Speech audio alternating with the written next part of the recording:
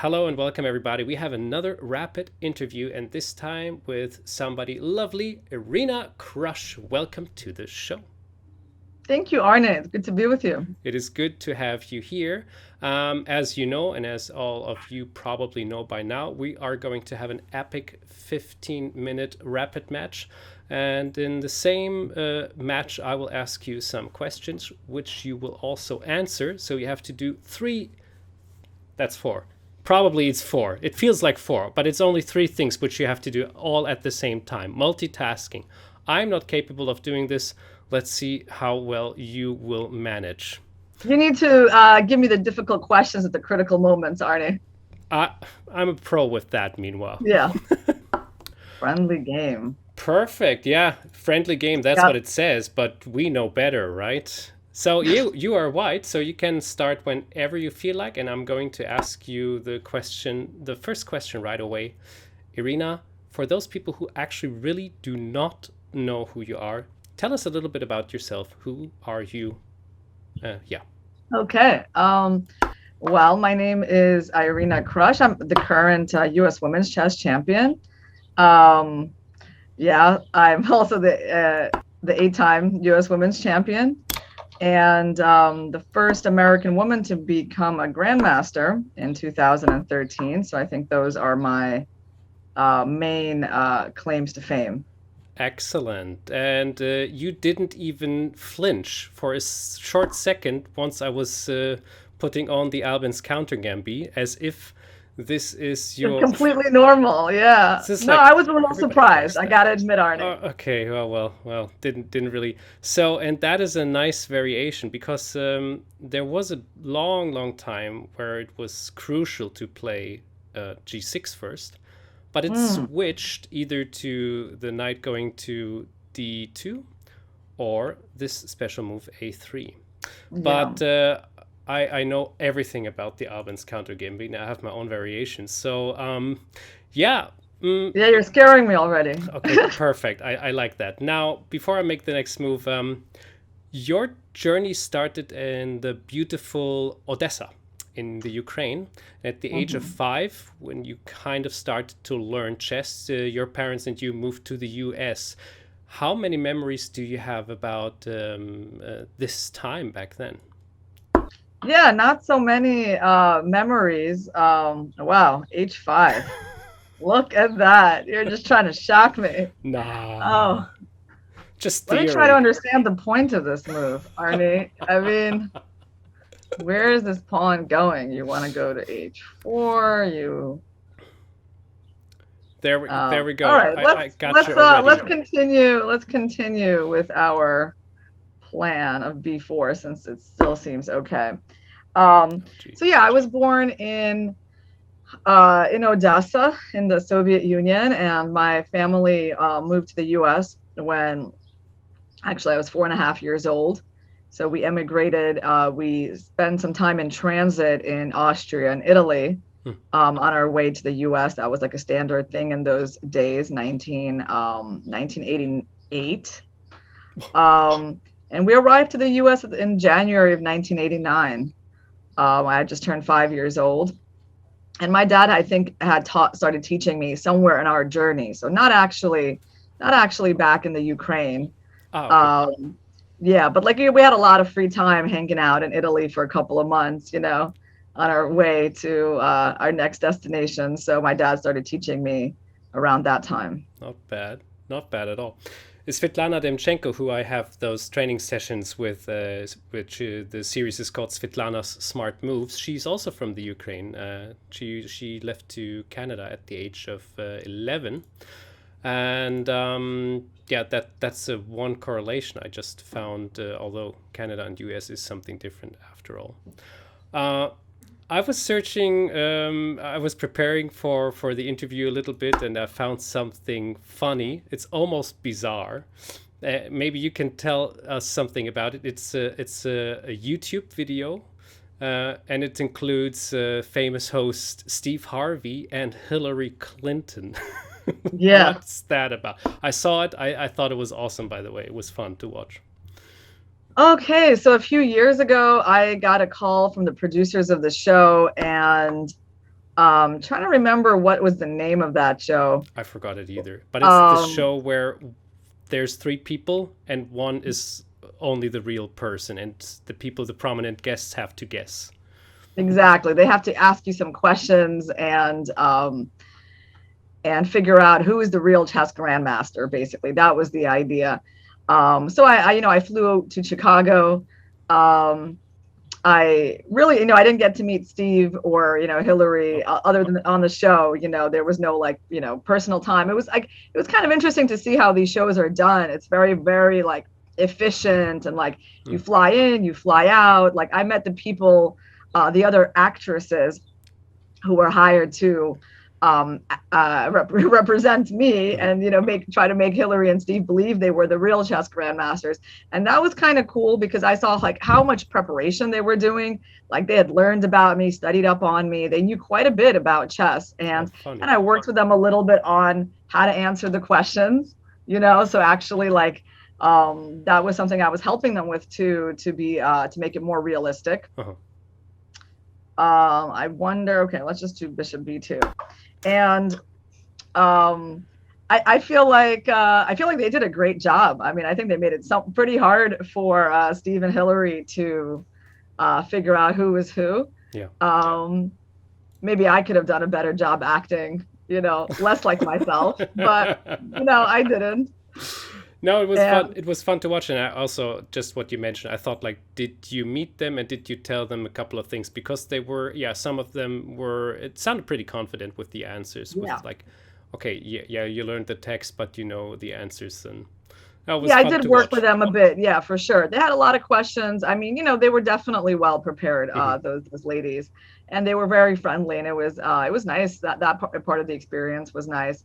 And what's funny is that I think at that time, I barely kind of knew Steve Harvey, and now somehow on Facebook, like I get the feeds, like the little clips from his shows.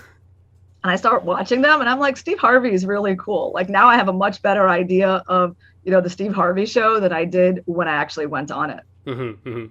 Yes. Nice experience. There was also, talking about nice experience, there was also a very scary experience not long ago. It was COVID-19. And you got the full doses in the end, but can you tell us a little bit about it? Like, how did you feel like? Did you feel like, oh my God, this is a real thing, it's happening right now? Or where you try to keep yourself calm and... Yeah, well, it was definitely, I would say, a memorable experience. It's not like it's one of those 10 times you got the flu and then you forget them all, right? So this was definitely a pretty unique experience. I mean, because I got it, first of all, very unexpectedly and so early. I mean, I got it at a time when you didn't really even know that it was in New York, right? Like I got diagnosed so early, I might have been in the first like few thousand people in New York. And I was maybe like one of the first people they were seeing in the hospital. And I felt, like a slight temperature, a little unwell, for a few days, starting, I think, from March 13th. And, it wasn't a big deal at all. It wasn't like, I didn't have coughing. I didn't have a high temperature. I was even starting to feel better, thinking I was like coming out of whatever little thing that was. When, 5 days in, I realized like, oh, I'm short of breath. Like I can't breathe, normally. And that was quite a shock. And you start thinking, okay, well, maybe I'm going to die, because you don't know what that is. You don't know, and you're not actually thinking COVID, because like you don't have any of the other symptoms of COVID, right? Like nothing they told you have, right? So I went to the urgent care the next day. I finished a chess lesson. I was like, okay, after this, I finished my lesson. I'm going to go and go see why I can't breathe. I can definitely feel it was like harder for me to talk. And they, the lady who saw me, they had so little experience in those days. She also didn't think COVID, she thought maybe it was like blood clots. But because, that was a suspected thing, she did send me to the ER, to get checked out for that. So I went there, and there were sick people there who were coughing, like, you were like, oh, if I'm not sick now, I'm definitely going to be sick after this, right? And they gave me a CAT scan. Yeah, they gave me a CAT scan to check for the clots, and then I got that surprising news. They told me with the words, it's like classic corona. You got the double pneumonia in the lungs. Oh gosh. Yeah, so that explained why I couldn't breathe. And so they kept me for a couple of days in the hospital. They didn't have much treatment at that time. I mean, they did give me some, whatever drugs they sort of had at that very early stage that they were trying. They were just sort of monitoring me, monitoring my oxygen, which, the ironic thing with that is that, like, my oxygen levels were always good, despite the fact that I was definitely having trouble breathing. And so I didn't get any sort of like oxygen support or anything like that. And after a couple of days, they released me, and they released me to go home, where that next week or so was going to be really critical, right? And because they couldn't do anything more in the hospital. They were getting a lot more people coming in. So I went home to see how this would develop. And the next week, with most cases, most illnesses, when you're released from the hospital, it's with the expectation like, oh, you're better, so you're just going home to convalesce or something. But with this, it wasn't like that. It was more like, okay, we can't do anything for you here. Just go home and see how this develops. And of course, it got worse. The next week it was like the continuing inflammation over the chest. It was hard to breathe. So at some point, it was just like, your whole chest area gets really exhausted from just like trying to take that breath. Oh gosh. And it was kind of painful. Yeah. It was not. It was like, and the hard part about it is that you're kind of on your own. And you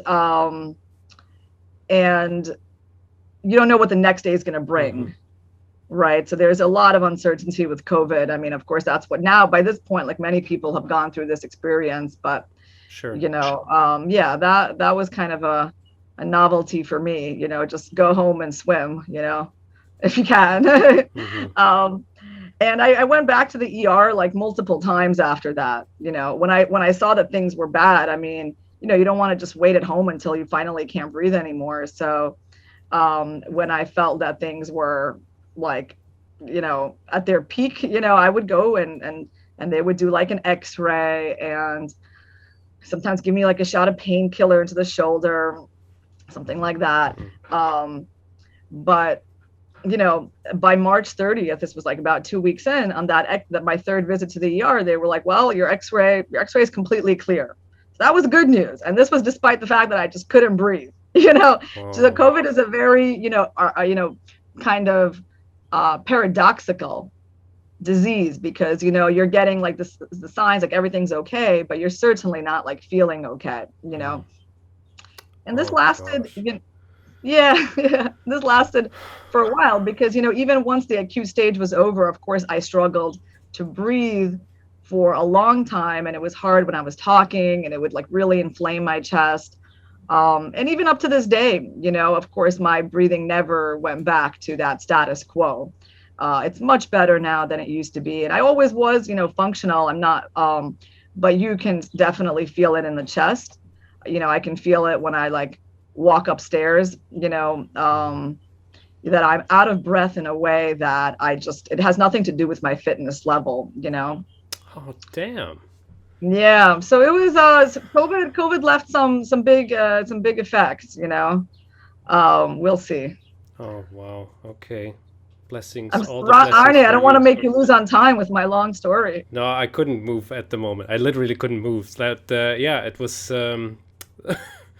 I feel for you, let's say it like this. But nonetheless, actually, then you were in quarantine and you were keeping on playing chess, right? Online. Yeah, I did play some events. A few days after I got from the hospital, I played like I played the Queens, what is it, Isolated Queens event Hmm. that was organized, and I was like streaming while I was doing that. And yeah, because the thing with COVID, I mean, everyone experiences it so differently. Like I wasn't completely dysfunctional, right?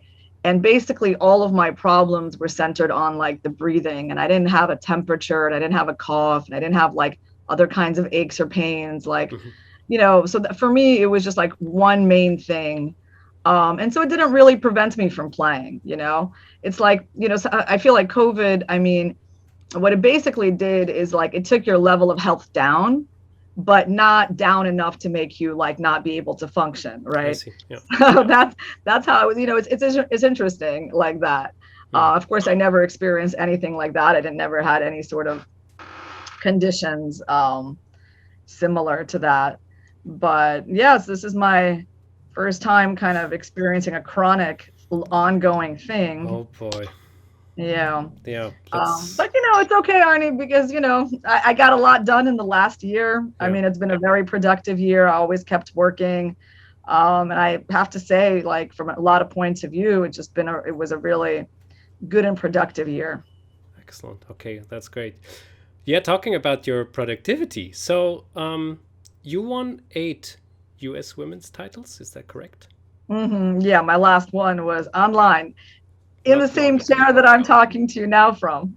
There, that doesn't threaten me. Congratulations for that, of course. Okay, it's been a while. It's been from last year, but still 8 titles. Now, when I did my research correctly, and please correct me if I'm wrong, I think Gisela Kahn Gresser has 9 titles, and she's the one Mhm. who is the one with the leading titles. So you have 8 Yeah, now, but yeah. there's also a huge amount of super hardcore talented US female players, just to name Carissa Yip, for example, as one of them. Yeah. What do you think? 10 titles? Is this a goal you have in mind, or at least 9? Can you make it? Do you think Yeah, about this sometimes? I think a lot depends on me, on how much time I'm going to be able to allocate to that. I feel like yeah, I have to say, yeah, I'm very busy in my life, and it's hard to allocate the kind of time to just studying chess that I used to. Sure. Although things are kind of also, changing since COVID, because now I'm able to work from home, and even though things are now going to open up in New York, I'm still going to continue working from home. Mhm. So that's the thing. Like, that's going to be a big lifestyle change. I just realized like I could do it, and I don't no longer need to kind of go and run around and spend my time on commuting Mhm. to work. And so I'm kind of hopeful that I can organize things in a way to just have more time.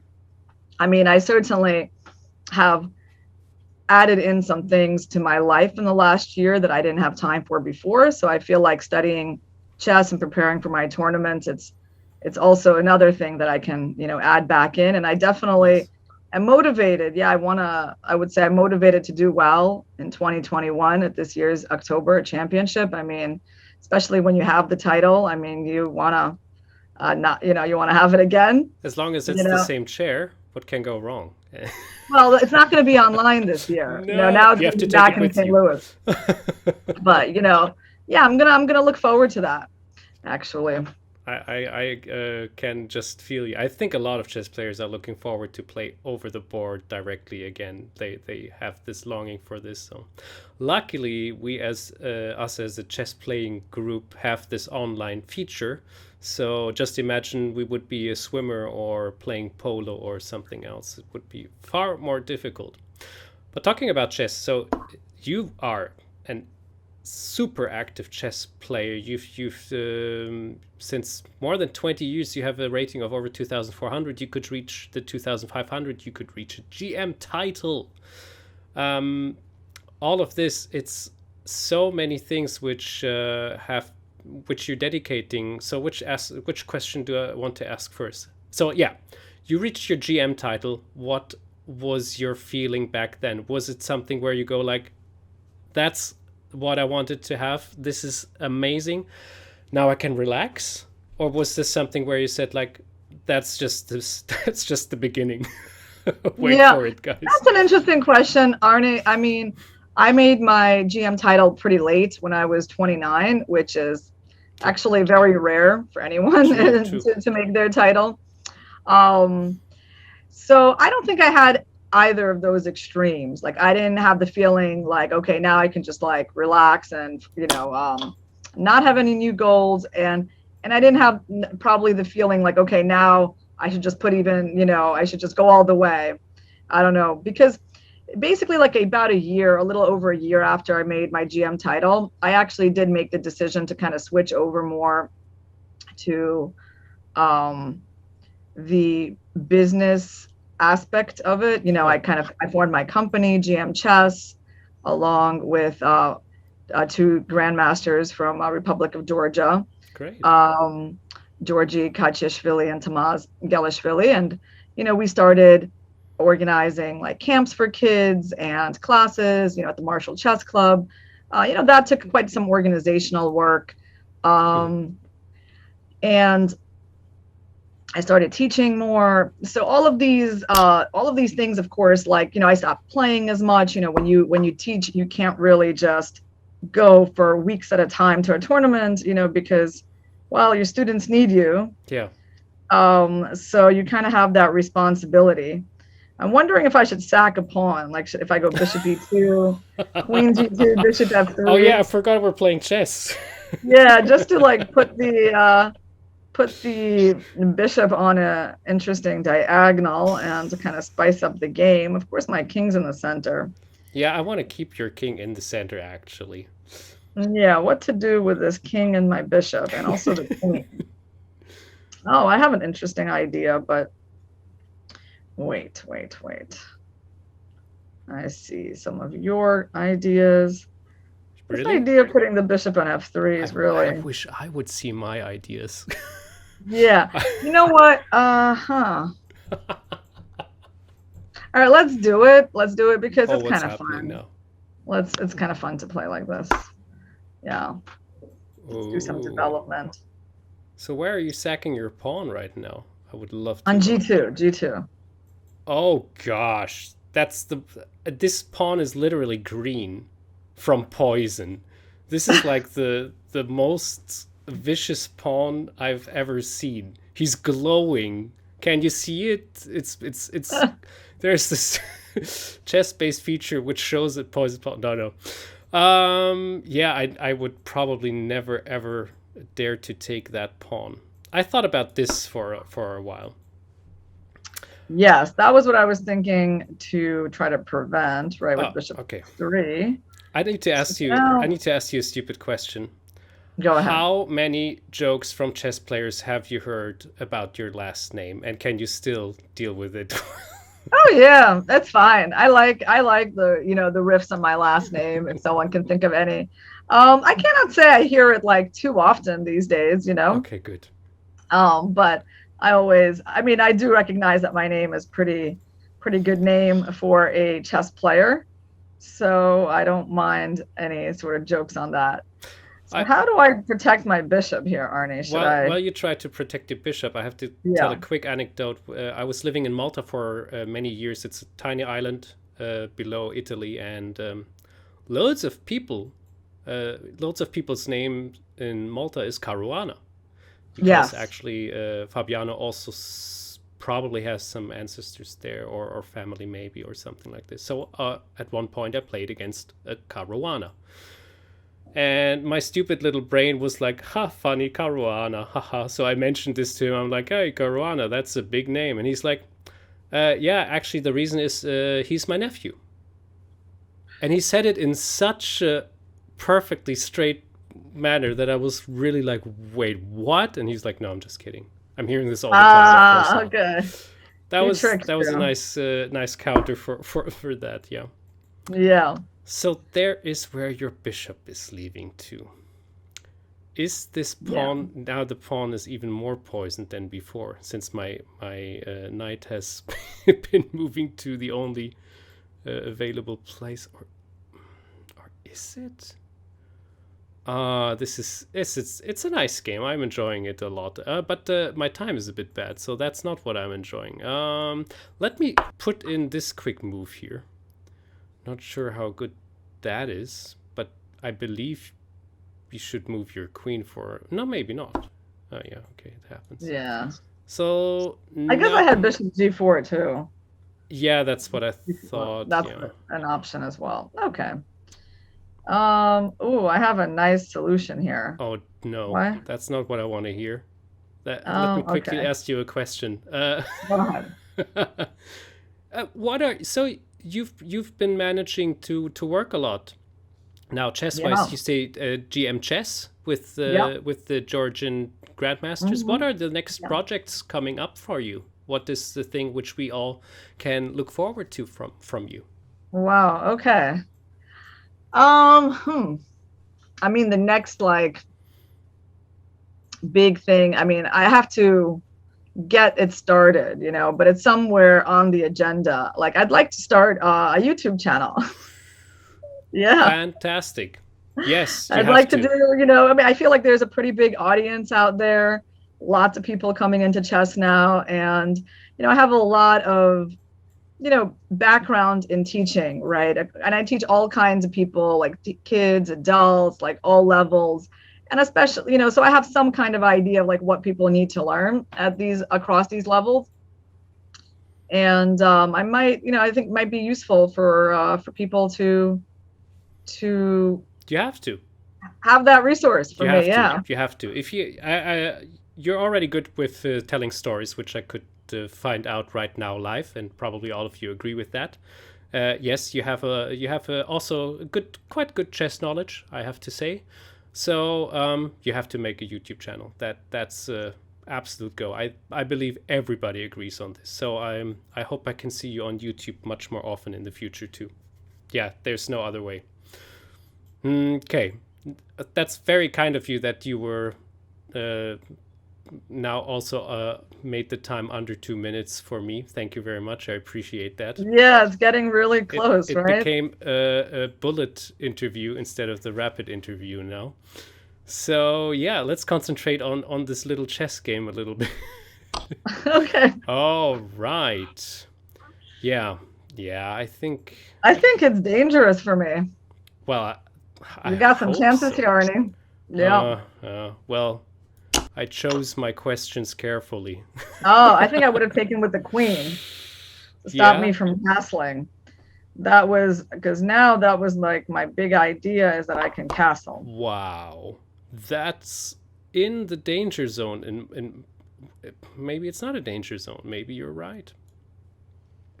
From my point of view, it's a safe haven. I need to get my last piece out of there with my last minute remaining. Should I just go knight f3? I wish it would be a white squared bishop. Yeah, because now I got some nice little control on those light squares. Okay, talking about white squares, let me try to get this one out of the way a bit more. That's logical. Wow, you want to open up the... I just want to open up, yeah. Yeah, that was pretty clever. Let's see. What can I do? Wait, I have 1 minute and 9 seconds. Are we playing with increment? Unfortunately not. So, not. Okay. Okay, so I got to speed up. I see now. I will. The urgency. I get it. Wow. Okay, let me give my mate threat. At least that's what I could accomplish against you. So. Yeah, let's do a very solid defense. How did you see that? It was so subtle. Okay. What to do now with the rest of my pieces? Maybe I should try to swap another one. Yeah, I mean, I can take this H pawn, but I really think that's not wise. I think I just gotta play something simple. Okay. Let me move this one forward to give him a bit more security. But you have loads of pawns more, so. Yeah, I do have some extra pawns here. All right, maybe just interesting move is like c5. Ooh, 38 seconds. Okay, it's getting real now. Okay, doubling up is always a good solution. Oh, there you go. Oh no, it's happening. It's not good for me. But maybe this pawn can be strong at one point. Yeah, I have this tiny hope. Oh, that's a good move, Arnie. Oh, thank you very much. Oh, I that was very appreciate nice. that. Yeah, that was really good. Yeah, that's a good defense. Talking about good I have defense. my only move. I think I have to do this and this. This is weird. Yeah, now I got this move though. Yeah, I thought so. Okay, I think I will lose this. Oh no. So, how often do you play online? It's funny. It's like I kind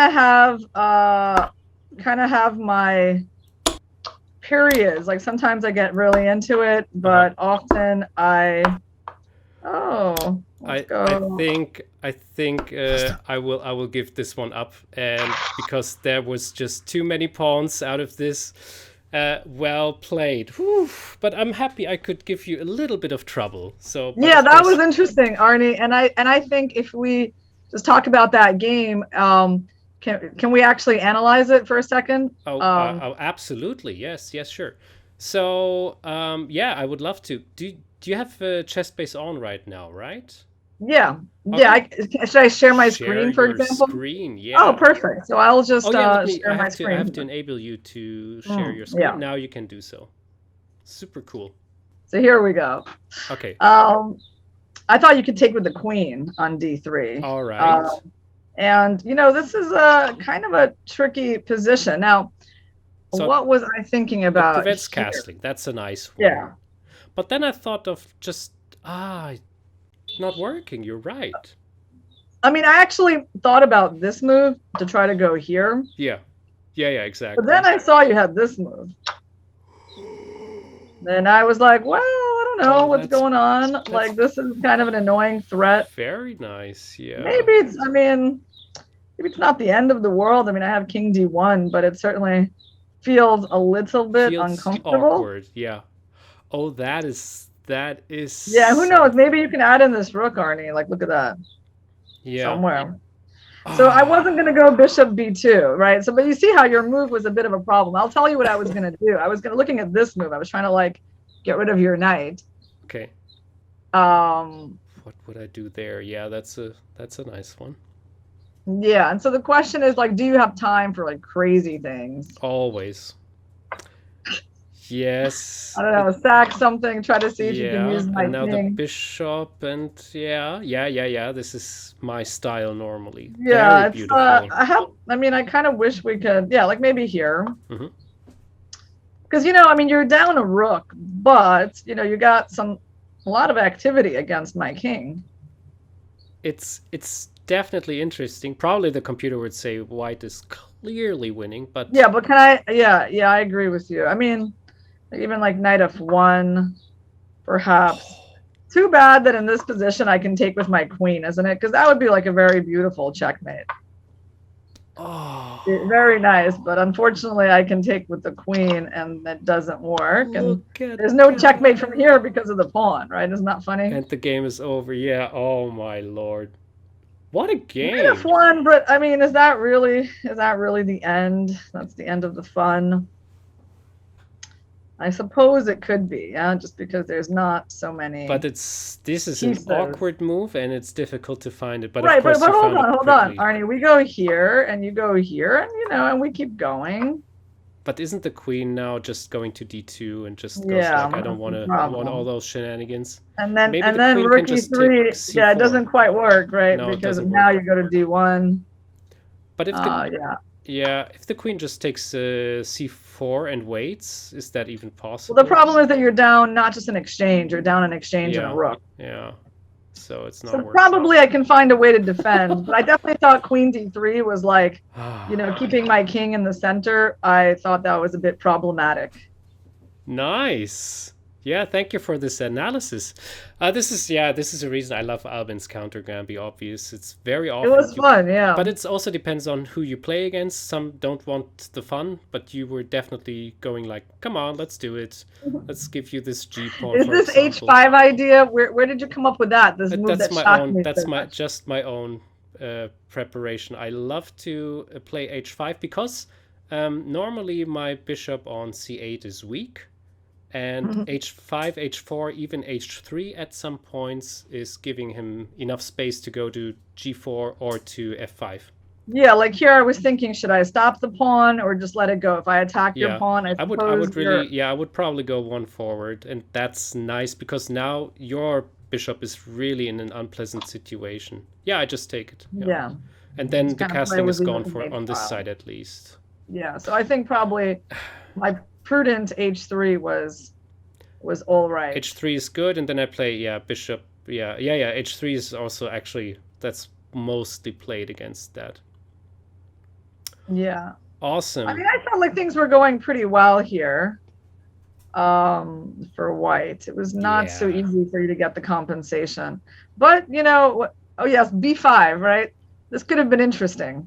B5. Because, yeah, the idea is to stop knight C6, right? Just like nice prophylactic move, and then maybe queen A4 at some point.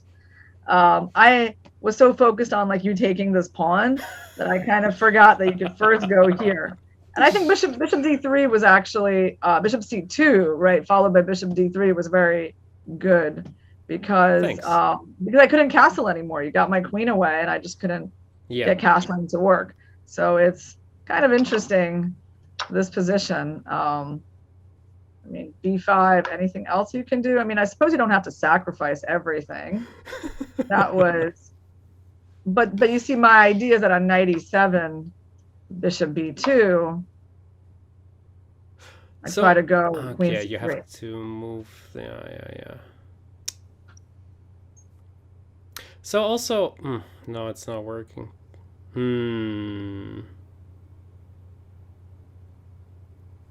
Yeah, probably this is like decent for white. You know, it's hard to stop this queen C3 move, and the two pawns might have their say later in the game. The knight can what? No, it cannot go to because there was the bishop. It has no other space than E7. That's the problem. B8 is just not an option, I say. That's why I was trying to go active. You know, I was trying to like do this thing, but it seems like maybe there's not enough because of this knight F1 idea. If there was a knight F1, actually, like what would white do? I mean, I suppose you can try king D1. King D1 is also the only thing I can see. Queen C2. I mean, yeah, certainly white has various defensive ideas here. But, you know, if you just need one more piece on the board, Arnie, then this would be horrible for white. Irina, unshare the screen one last time. Yeah. That was such a nice rapid interview, I have to say. It was very enjoyable. Also, the post-analysis, that's something new, and I really like that you also share your ideas, and you clearly, everybody noticed this immediately. Your world is around chess with all your heart. And that's very beautiful. So, yeah, you have to get this YouTube channel going.